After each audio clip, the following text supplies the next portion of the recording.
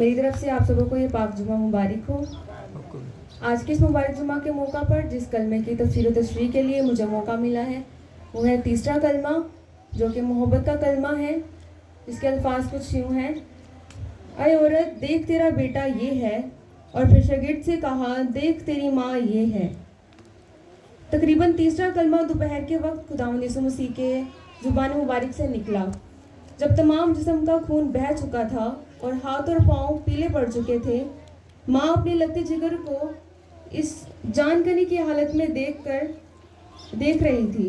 تمام شاگرد اور حواری یہ عمل دیکھ کر وہاں سے بھاگ نکلے۔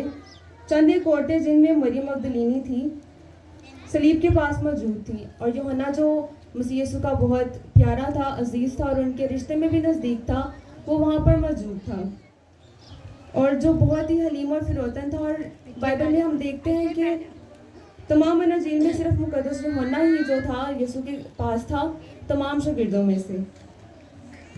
اور جو ہے یوحنا جو ہے اس وقت مقدسہ مریم کے لیے بھی بہت بڑا زبردست سہارا بھی تھا۔ یہ کلمہ محبت کا واضح ثبوت ہے۔ خدا یسوع مسیح نے جب اپنی ماں کو دیکھا تو جو وہ کیفیت ان دونوں پر گزری، اس کیفیت کا اندازہ لگانا بہت مشکل ہے۔ مقدس یوحنا رسول کے خط میں اس خون کے بارے میں اور اس لسانی قربانی کے بارے میں یوں لکھا ہے: یسوع کا خون ہمیں تمام گناہوں سے پاک کرتا ہے۔ یہ پہلا یوحنا اس کی 1 سے 7 آیت میں لکھا ہے۔ دراصل یہ خدا یسوع مسیح کی محبت تھی جو اسے صلیب پر لے گئی اور بنی نوع انسان کے لیے کفارہ دیا۔ اس لیے اس کلمے کو محبت کا نام دیا جاتا ہے۔ انجیل مقدس میں یہی رسول کہتے ہیں کہ خدا نے دنیا سے ایسی محبت رکھی کہ اس نے اکلوتا بیٹا بخش دیا تاکہ جو کوئی اس پر ایمان لائے ہلاک نہ ہو بلکہ ہمیشہ کی زندگی پائے۔ یہ یوحنا 3 باب اس کی 16 آیت میں لکھا ہے۔ اس کلمے میں جسمانی ماں کی محبت دکھائی دیتی ہے کہ وہ مقدسہ مریم جو اپنے پہلوٹے کو دیکھ کر جیا کرتی تھی، آج وہ سامنے کھڑی تھی اور اسے اجازت نہیں کہ وہ اپنے بیٹے کے پاس جا کر اس کے آنسو صاف کر سکے یا اس کے خون کو صاف کر سکے یا اسے پانی پلا سکے، کیونکہ اسے بالکل بھی اس بات کی اجازت نہیں تھی کہ وہ اپنے بیٹے کے پاس جائے۔ جب سر پر کانٹوں کا تاج رکھا گیا اور اس کی پسلی میں بھالا مارا گیا تو اس وقت اس ماں کی کیفیت کیا ہو سکتی ہے؟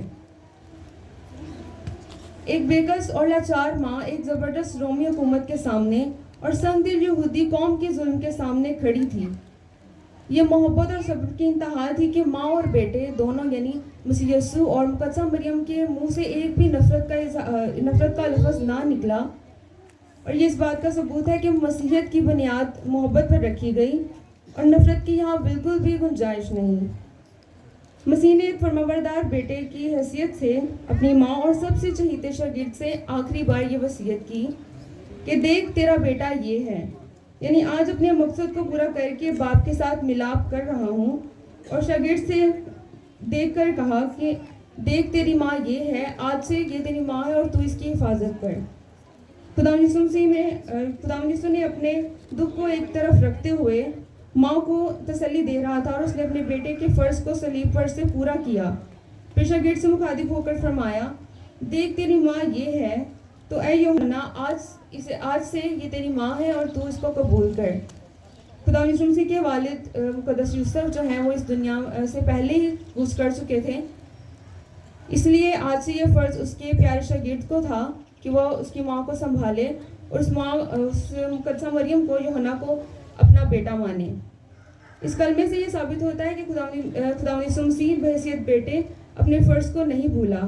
یہودی تعلیم اور 10 حکم میں جب 5واں حکم یہ ہے کہ تو اپنے ماں اور باپ کی عزت کرنا، تو یسوع نے اس حکم کو بخوبی نبھایا اور اس کی تعمیل کی اور دنیا پر یہ ظاہر کیا کہ وہ اپنے دکھ کو تو بھول سکتا تھا مگر اپنی ماں کو نہیں بھول سکتا تھا۔ وہ ماں جس نے خداوند کی پیدائش سے لے کر آخر تک اس کا ساتھ دیا، وہ اسے کیسے بھول سکتا تھا؟ خدا یسوع مسیح کی پیدائش کے موقع پر اس کے اور اس کی ماں کے لیے سرائے میں کوئی جگہ نہ تھی، اسی لیے کہ وہ زمینی تھا، وہ ازلی اور ابدی بادشاہ تھا۔ اسی لیے ہیرودیس کے ڈر سے مقدسہ مریم نے بچے کے ساتھ ایک طویل اور سوار گزار سفر کیا۔ اس سفر کا اختتام ملک مصر سے ہوا جو کہ وہاں سے بہت ہی کافی لمبے سفر پر تھا. خدا مسیح کو مصلوب ہونا پڑا, ذلیل ہونا پڑا, اور مقدسہ مریم کو ایک ماں کے روپ میں وہ تمام بے گناہی کا منظر دیکھنا پڑا. روایت یہ ہے کہ مقدسہ مریم اور مقدس یوحنا خدا اور اس کی صلیبی موت اور جی اٹھنے کے بعد 12 برس تک ایک ساتھ رہے یروشلم میں. پھر مقدسہ مریم کے انتقال کے بعد یوحنا نے منادی شروع کی, جو کہ افسس کی کلیسیا یروشلم اور یہودیہ میں تھی, لیکن آخری وصیت سدا اس کے ساتھ رہی. اس نے جیتے جی مقدسہ مریم کے ساتھ ایک بیٹے کا بخوبی جو ہے کردار نبھایا, اس کا سہارا بنا, کیونکہ یہ حکم اسے اپنے مالک اور استاد سے ملا تھا. مقدسہ مریم کا گرجا آج بھی یروشلم میں موجود ہے. کہا جاتا ہے کہ انہوں نے اپنے آخری دن وہیں گزارے. خدا مسیح کی پیدائش کے تھوڑے دنوں بعد مقدسہ مریم اور مقدس یوسف جب اپنے اس ہیکل میں لے کر آئے تو بزرگ شمعون کی پیشن گوئی یہ پوری ہوئی کہ اس کی جان کو تیری جان بھی تلوار سے چھپ جائے گی. مقدسہ مریم فرشتوں کی, بزرگوں کی اور خدا مسیح کی باتوں کو غور سے سنتی اور خاموشی سے دل میں رکھ کر ان پر غور و فکر کیا کرتی تھی. خدا مسیح جب ہیکل میں بزرگوں سے بحث کر رہے تھے تو والدین سے کہا, تو تم مجھے کیوں ڈھونڈتے ہو, کیونکہ مجھے اپنے باپ کے ہاں ہونا ضرور ہے. خدا مسیح کے پرچار, دعا اور معجزات میں شمولیت کر کے وہ انتہائی مسرت محسوس کرتی تھیں. ماں کے لیے بات کتنی فخر کی تھی کہ اس کا بیٹا خدا مسیح مردوں کو زندگی بخشتا تھا. آج اسی شمعون بزرگ کی پیشن گوئی پوری ہوتی ہوئی دکھائی دی گئی کہ تیری جان بھی تلوار سے چھپ جائے گی. یہ بزرگ ایک طویل مدت سے خداوند کی راہ کا منتظر تھا, جس کا اس نے ہیکل میں نظارہ کیا اور دنیا کی نجات کے لیے خداوند کے حضور سجدہ کیا اور کہا کہ اب اپنے بندہ کو اس دنیا سے سلامتی سے رخصت کر. خدا مسیح کامل انسان اور کامل خدا تھا. مسیحیت میں انسان خدا مسیح کی دو ذاتوں کے اتحاد سے پوری طرح آگاہ ہیں اور ایمان کے طور پر اقرار کرتے ہیں کہ خدا مسیح کامل انسان اور کامل خدا تھا. کلام مقدس میں فرمایا گیا ہے کہ وہ ہماری طرح آزمایا گیا, لیکن اس نے خطا نہ کی.